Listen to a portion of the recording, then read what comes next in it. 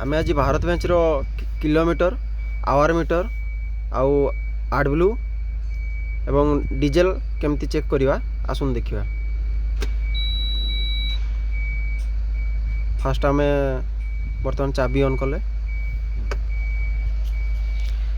आपनकर ए स्विचटा जो होची आईएनएस रो 1 स्विच एपट स्विच होची आपनकर आईएनएस रो 2 स्विच।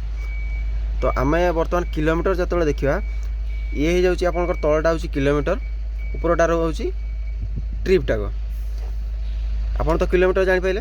बर्तमान आमे आडब्लू आउ डीजेल चेक करिया।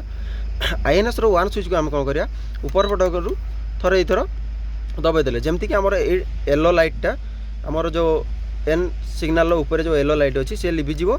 तापर आमे कोन करिया आईएनएस रो स्विच को 1 पट को दबाइबा। 1 पट को दबाइला परे देखंतु आपनकर यूरिया आसी गला आडब्लू लेखिक आसिला आडब्लू 32% लिटर होची आपनकर 11 लिटर। पुणी बर्तमान आमे कोन करिया डीजेल देखिया।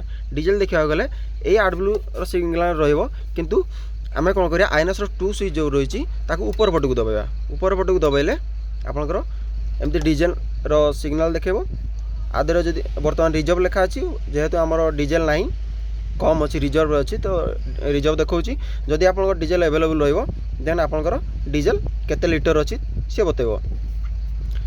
पुणी आम देखिया कौन आवर मीटर हेले पुणी ये जो आईएनएस स्विच अच्छी आईएनएस स्विच रो तल पट को दबाइबा। दबाइले पुणी आपनकर एचआरएस जो आसीबो सेटा होची गाड़ी रो केते घंटा चली टोटाल उपरे ये होची आपनकर 57 आवर्स।